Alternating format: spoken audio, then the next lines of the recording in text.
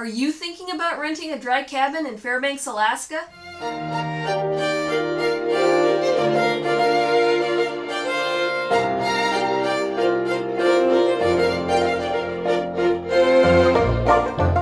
Hi there, this is Big Spruce Rabbitry, and today I'm giving a public service announcement about what you should be looking for when renting dry cabins in Fairbanks, Alaska.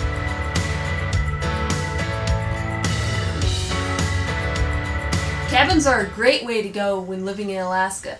On the local rental market, you will be able to find both wet and dry cabins. Wet cabins have some form of running water, either that is delivered to the house or that is hauled in by somebody who owns a pickup truck.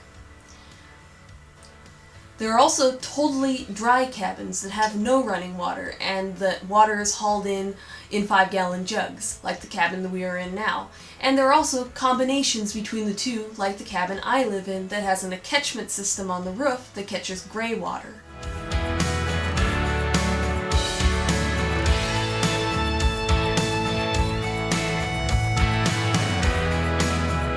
I own both the cabin that I live in and my rental cabin outright. I'm a recent University of Alaska Fairbanks graduate and have been around students for the last 4 years watching them struggle to rent cabins, and think I have a few tips and tricks that will help you make good decisions when you're renting your own cabin in Fairbanks.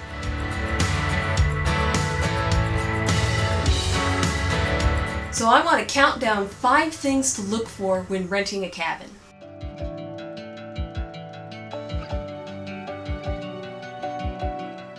See before you rent. This one might seem like totally common sense, but you'd be surprised at the number of times I've seen somebody get taken up in a scam when moving to Fairbanks.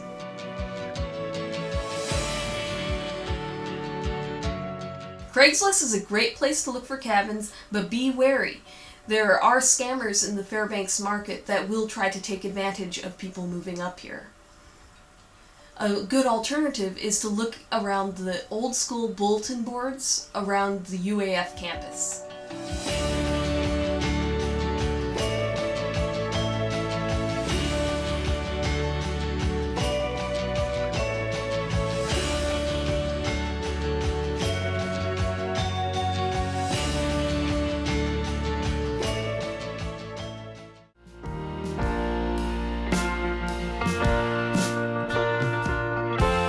Drive the road that your cabin is located on and ask if it is plowed.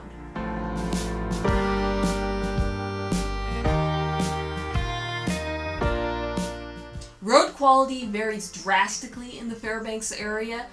This is probably most important if you plan to live in a dry cabin over winter, since I'm assuming that you're already okay with dirt roads if you're in Fairbanks.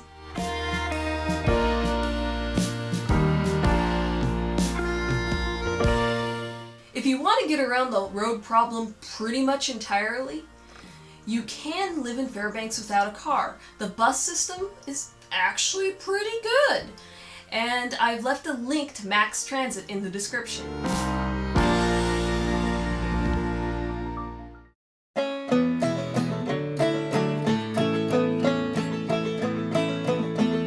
Is the range gas or electric? Unless you plan on eating out all the time, the type of stove you have in your cabin does matter. Many cabins in the Fairbanks area are DIY constructed. This means that people often have cut corners in the way things are installed. And to basically sum it up, electricity good, propane bad. Propane stoves are rarely installed correctly. If you are thinking about renting a cabin that has a propane stove, ask whether it has hard steel piping or copper piping. Do not rent the cabin if it is copper. It isn't safe.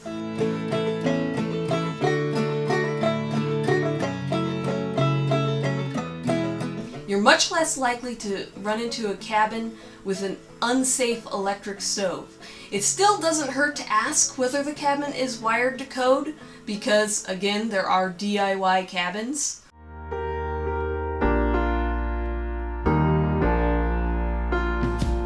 How is the cabin heated? The answer to this is oil good, electricity bad.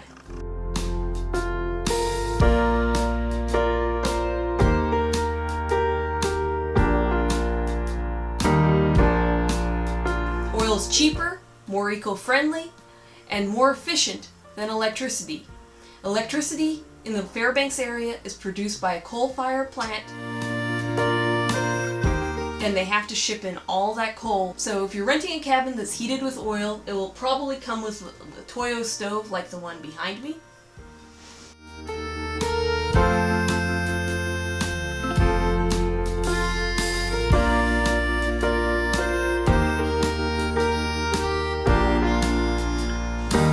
I should note that wood and pellet stoves exist within the Fairbanks area, but they are not normally the primary heat source because they damage the air quality.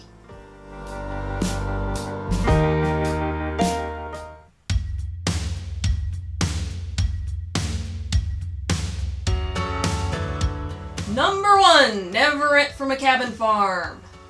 Unfortunately, cabins can seem like a golden investment to speculative investors. Buy up an acre of land, plop 10 cabins on it, stick one outhouse, and then rent it out to anyone they can get. The living situation is unsanitary, unpleasant, and often illegal. You do not want to get tied up into this, so do not rent from a cabin farm. It can be difficult to tell that if a cabin is on a cabin farm if you're moving up from somewhere else. The best thing you can do is look at the cabin's address on Google Maps and take a satellite view. If the area around the cabins looks totally clear-cut and you can see all your neighbors, it's probably a bad situation.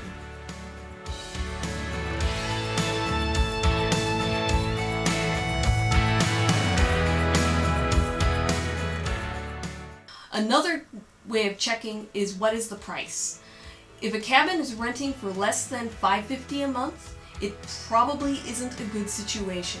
A good dry cabin should rent from $550 to $700. So that concludes my 5 tips for renting dry cabins in Fairbanks.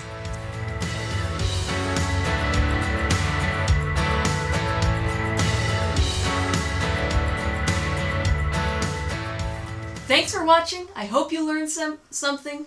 Like, comment, subscribe, and check out our farm store in the description.